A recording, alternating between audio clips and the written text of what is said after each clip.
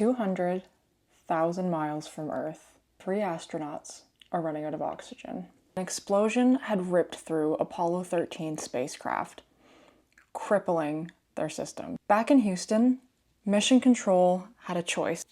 Ask, can they survive? Or ask, what would need to happen in order for them to survive? That second question changed everything. It shifted the team from fear to focus, from judging to problem solving. It sparked the creativity that led to one of the most famous rescues in history. And here's the thing, the same mindset that saved Apollo 13 can save your goals from crashing. Too many of us stop when it comes to deciding whether or not to go towards a goal by asking ourselves, can I do it? Can I start a business? Can I run a marathon? Can I get that promotion?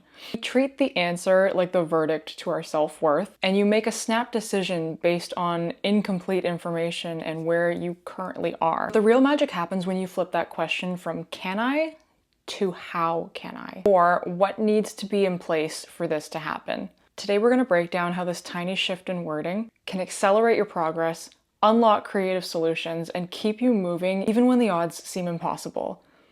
So, buckle up. We're heading from no way to done. Welcome to the Mindset Gym podcast, where we exercise your way of thinking to help unlock your hidden potential. I'm your host, Emily Irwin, a registered nurse and holistic nutritionist with a passion for all things health, fitness, and personal development. All right, let's get into it.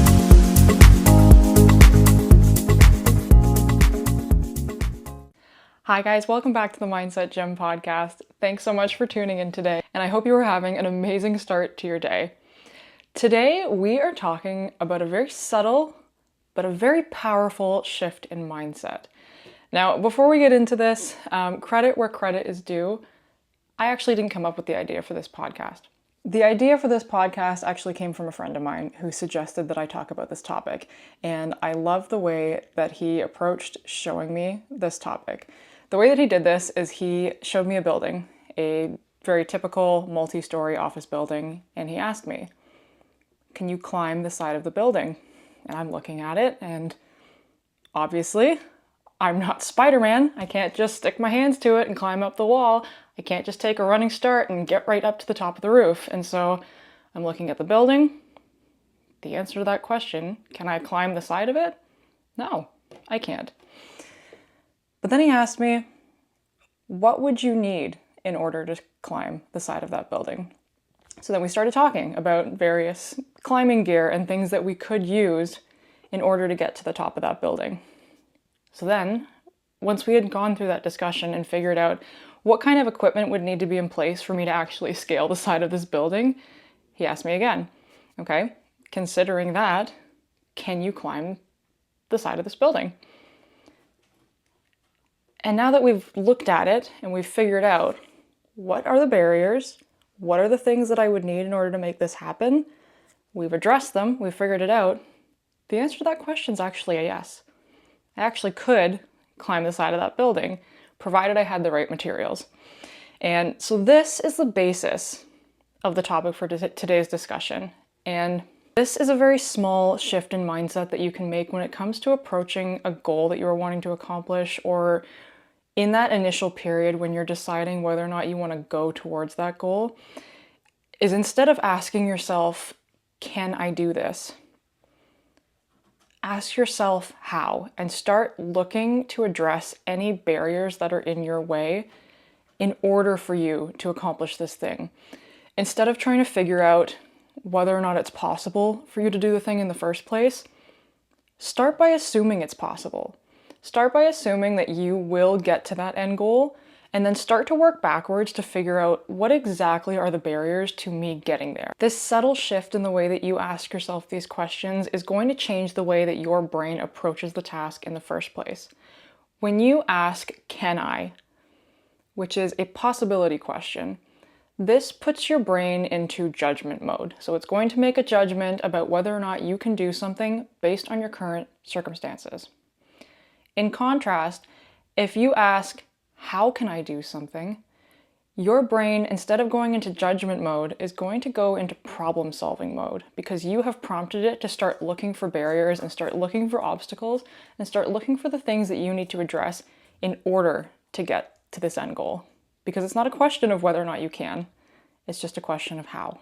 Taking this approach has been shown to increase the speed, creativity, and persistence with which people go after their goal. And this has been shown in research. Barbara Fredrickson is a leading positive psychology researcher and professor at the University of North Carolina in Chapel Hill. And she is best known for her broaden and build theory that was created in 1998. And this research showed that positive, possibility-oriented thinking broadens attention and cognitive flexibility. If thinking can shut down options prematurely, so that question of if I can do it or not, and immediately shut down a lot of options and a lot of creative problem solving that you would typically put into place. But how thinking encourages exploration. This has also been shown on brain scans. fMRI studies show that problem solving how-based questions activates the dorsolateral prefrontal cortex, which is responsible for planning and executive function. It activates this area much more strongly than possibility checking or can I type questions, which will often trigger the amygdala, which is part of the limbic system responsible for triggering emotions. And this can start triggering cycles like fear and self-doubt, rather than triggering exploration and creative problem solving. Another example of how we can put this into perspective, let's say you are going after some sort of fitness goal, and you ask yourself, can I run a marathon? Based on your current circumstances, you are going to make a decision based on the information you currently have. And if you are somebody who doesn't run at all, the answer to that question is probably going to be no. And that doesn't trigger any sort of additional exploration, that doesn't prompt you to take any action, that shuts down the idea completely. So you've quit before you even started. But if you take a different approach and you ask yourself, what conditions would need to be in place in order for me to run a marathon? That will prompt you to start thinking of solutions, and it will prompt you to start thinking of what does my training schedule need to look like? What equipment do I need? What does my nutrition need to look like? What does my recovery need to look like? And then the great thing about this is once you start laying out what all the barriers are to you accomplishing this goal, this can actually act as a to-do list because now you have a step-by-step guide of all the things you need to address in order to reach that end goal. So instead of being stuck in, well, this isn't something I can do, I can't do it, it's impossible, I'm done, you can start looking at this list of, okay, here's everything I would need to address in order to get to that end goal. Let's start ticking it off just like a to-do list. What is the first barrier? How can I go about fixing it? Instead of having an excuse for you to just throw in the towel and quit, you have now prompted yourself to look for strategies and solutions. Now, to help better illustrate this concept, I'm going to go into an example, and this is going to go back to what you heard me talking about in the introduction of this episode. So we are going to rewind back to the year 1970, when the Apollo 13 space mission was launched. This is the third crewed lunar landing, with a team consisting of Jim Lovell, Jack Swigert, and Fred Haise. Just 2 days into this space mission, the oxygen tank on the service module exploded. This damaged the spacecraft's power supply, oxygen, and water systems. The lunar landing was immediately aborted. The goal was no longer to land on the moon. The goal was just to get these men back on Earth alive. Now, the way that they could have approached this crisis is by asking that "can I" type question. Can they survive this explosion and get back to Earth alive? Is it even possible given the amount of damage? What's the probability of their survival given these circumstances? And should we prepare for a loss? Had Mission Control back in Houston started out by asking these types of "can I" judgment-based questions, the answer to these questions sadly would have been that they probably would not be able to survive a crisis like this. And it would have made it much more difficult for the team to go about putting measures in place to try and save them. But instead, they did something a little bit different. Instead of asking if it was possible for this team to survive, they assumed that it was. They assumed that survival was going to be the end goal, and instead of deciding whether or not that was a possibility, they instead started addressing what the barriers were in order for them to get back home alive. So instead of wasting time spinning their wheels on whether or not survival was even a possibility, they reverse engineered the conditions required in order to make it happen. So instead of the questions being, can they survive this? The questions turn into things like, how can we keep them alive enough to re-enter Earth's atmosphere? How can we navigate home with damaged navigation systems? And how can we conserve enough power for those critical re-entry systems? The way that they went about this, by immediately looking for any barriers to this end goal and looking for solutions to address them, led to the innovation that saved these astronauts' lives. The lunar module that they were on had enough oxygen supply for 2 men for 2 days, which is a problem because there was 3 men that needed to be kept alive for 4 days. So this was the first problem that needed to be addressed. And they realized that part of the problem was not just the lack of oxygen supply, but also the buildup of CO2, which could eventually poison the astronauts and kill them. This led to a huge innovation. The engineers found a way to fit a square CO2 scrubber cartridge into a round receptacle, using only materials on board, such as duct tape and spare parts. And this led to a phenomenon known as building a filter from scratch. It is still used as the gold standard example in problem solving. The next barrier to the astronauts making it home alive was the fact that they were running out of power, and they were going to need to conserve enough for re-entry into Earth. So in order to do this, the team worked out a cold spacecraft strategy. In a specific power-up sequence, it uses far less power than the craft was designed for, so they could conserve a lot more power by doing things this way. The third problem was the fact that their navigation system was damaged, so finding their way home was going to be a lot more difficult.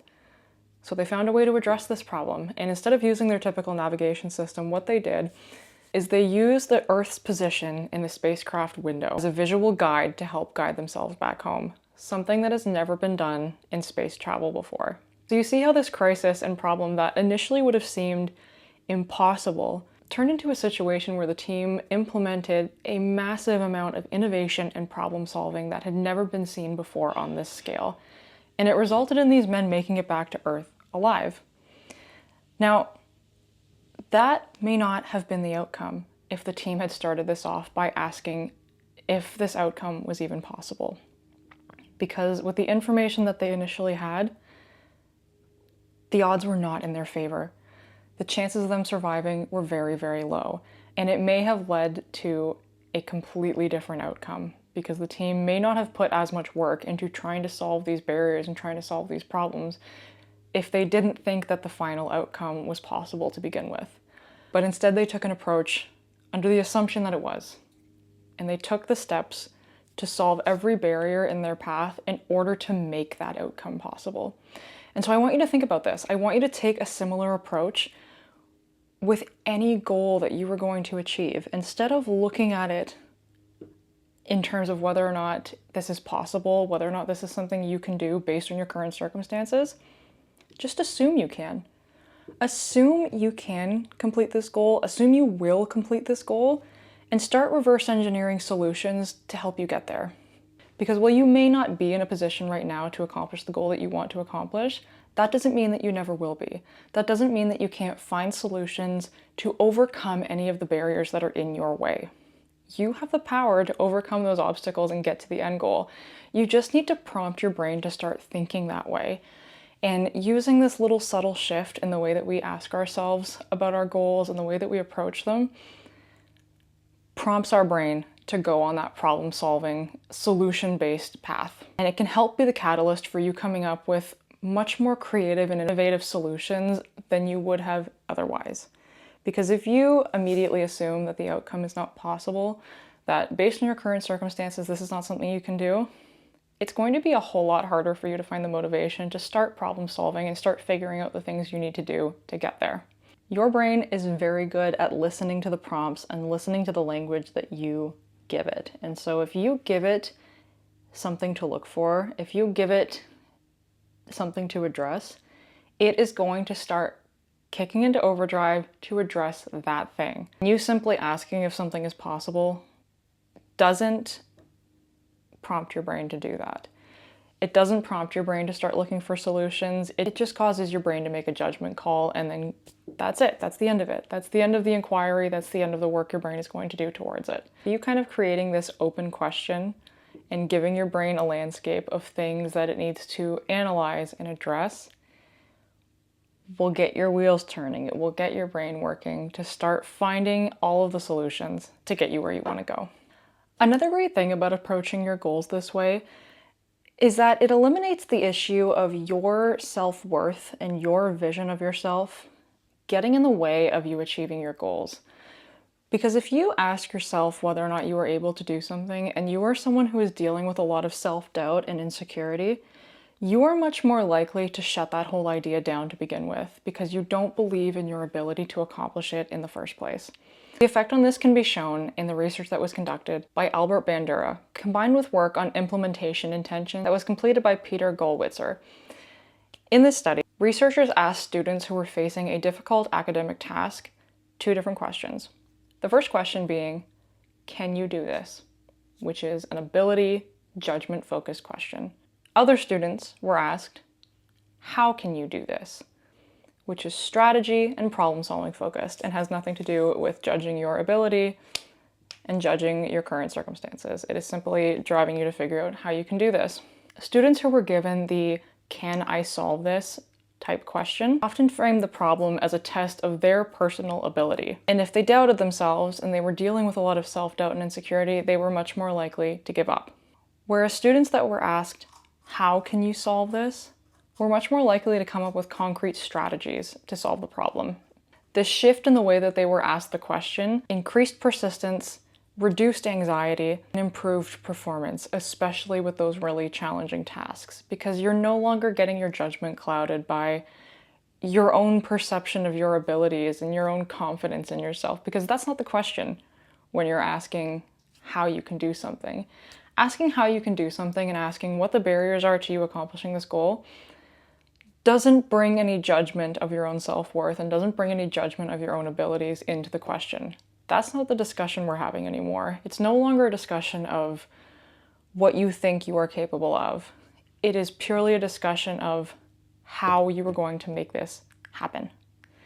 So it can be a really helpful way to help get rid of that anxiety around not being good enough and not being capable. And it can be a really, really huge help in you going after a really big goal, something that can feel really far away from where you currently are, something that feels like maybe it's too big for you right now. It can help silence that anxiety loop in our brain that is telling us that we're not capable, that is telling us that we can't do it.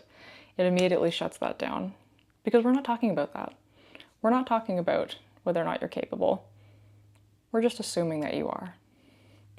So this is the approach I want you to take. The next time you are going after a goal, the next time you are going after something in your life, stop framing it as a judgment as to whether or not you can. Stop asking if it's possible for you to go after this goal in the first place. Just assume that it is. Just assume that you will get to that end goal. And start working backwards to figure out what solutions you need to put into place in order to make that happen. All right? Thank you so much for tuning in, and I'll catch you next week. Hey, thanks for listening to the show. If you like the episode, don't forget to like, subscribe, leave a review, or share the show with a friend. Your support helps this show reach even more incredible people just like you. Thanks again for tuning in, and I'll catch you next time at the Mindset Gym.